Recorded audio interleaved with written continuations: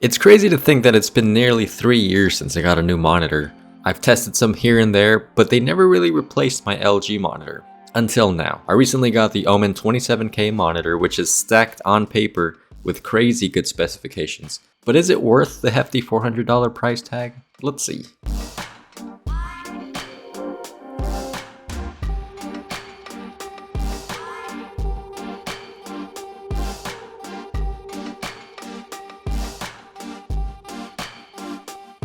So I got the OMEN 27k on Amazon for 425 bucks. But a few days later, I saw the same listing for 400, and right now at the time of recording, it's 409. So I think it's safe to say that it'll be around this price moving forward. The specifications of this thing are very attractive. It's got a resolution of 3840 by 2160 pixels, that's 4K, 144Hz refresh rate. Those two things combined is what I was personally looking for. It boasts a 1 millisecond gray to gray response time for you gamers out there. It also has 99% sRGB and 95% DCI-P3 color range. It has a built-in KVM switch, built-in speakers, oh, and a pretty decent built-in LED light in the back to light up your wall with different color options. It's nice to have. Looking around the box, you do see badges representing the features I just mentioned and a nice graphic of the monitor in the center. OMEN is HP's brand for their high-end gaming line of products. You don't see HP anywhere on the box, but you do see the OMEN name in large letters around it. Opening it, we have the base and the neck pieces. It's just a two-piece part that will assemble just a basic monitor stand.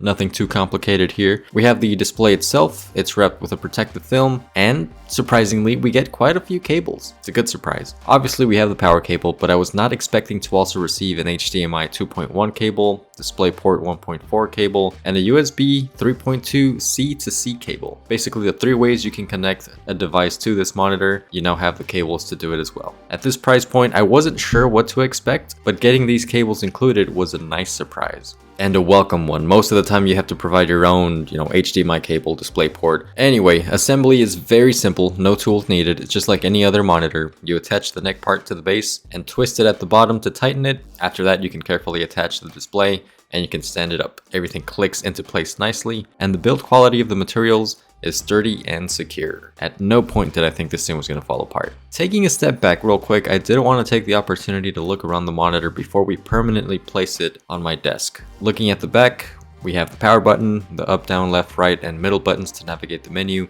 and we have the KVM button. The OMEN name is there in large letters once again.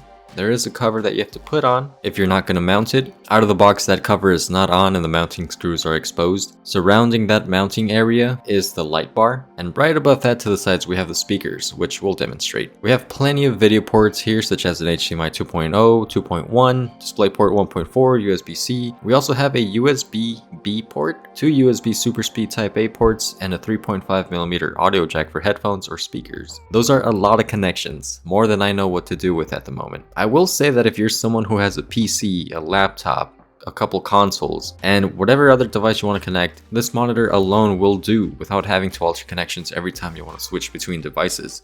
I think every monitor I've had in the past, if I had like say a PS4 and a PS5 and my PC, there would have to be one device that's always disconnected, and if I wanted to use it, I would have to switch and kind of, unplug one device and plug in the other. Not with this monitor. You have connections for everything. Moving forward, the first thing I did after powering it on was finding the best picture preset. Out of the box it looks fine, but there's always a picture mode that makes it look way better, and there's always one that stands out from the rest. That for me was native mode. It just has the best balance between brightness, contrast, and the best color representation all around, and it looks the best across all types of usage types, such as work, shopping, content consumption, content creation, gaming, and more. Gaming and standard modes look similar, but with the brightness lowered a little bit. Here's a quick segment on the settings. Alright, let's take a look at the menu system real quick.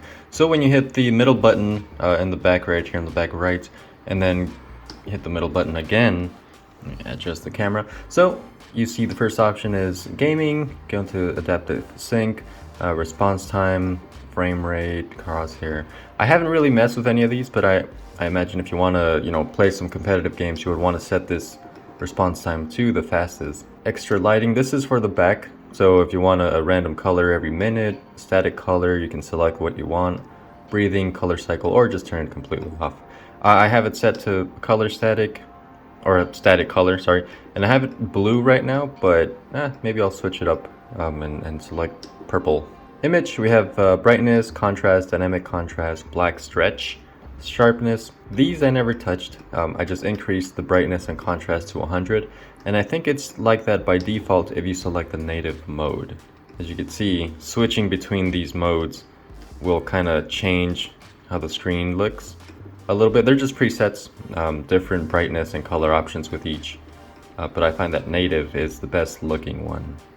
Here's the split screen option. This I haven't really been able to test because if you have two computers, you can really split the screen and make it two displays into one, kind of show, you know, one computer on one side and the other computer on the other. That's what the built-in KVM switch is for. But once again, I haven't really been able to test that. I don't have two computers on me. Input, you can obviously switch between the inputs. Menu, just some basic menu items here, basic settings. Power mode, power LED, accessibility, things like that, and some information what it's running on right now. We're at 4K, 144 Hertz, color setting native, basically what you're running at the moment. Moving from a monitor with a 1440p resolution and 144Hz refresh rate, the only way to go was a 4K display with the same 144Hz refresh rate. There are many 4K displays out there that fall short with just 60Hz refresh rates. Those are the more budget-friendly options. But man, it's so great being able to have both. Using it day to day, it just looks crisp and it feels incredibly smooth. The difference from 1440 to 4K isn't huge. And before, my computer wasn't even capable of running games in 4K. I used to have a GTX 1070 from like 7 years ago, but I recently upgraded that to a 3070 Ti, so now I could actually take advantage of it, and it's well worth it. I've always been able to use it in 4K, you know, for just general use, browsing the web, video editing, things like that.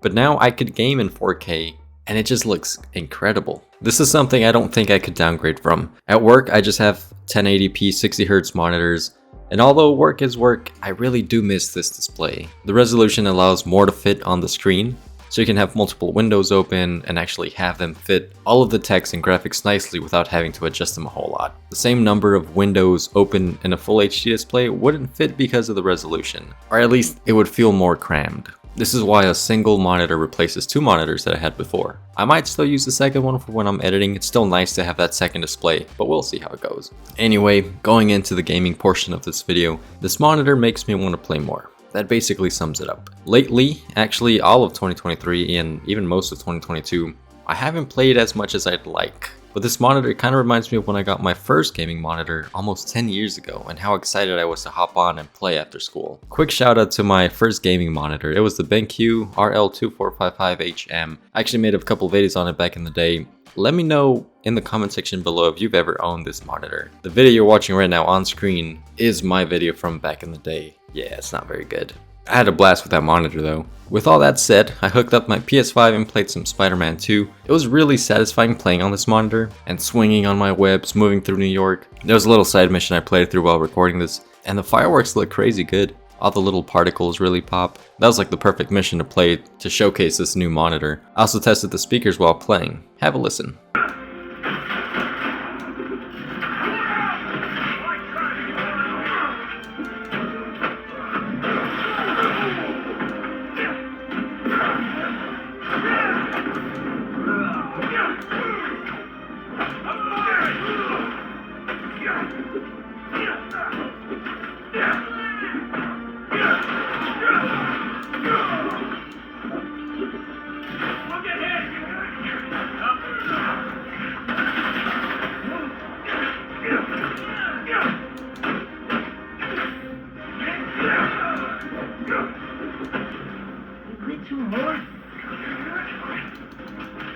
Okay, last crate.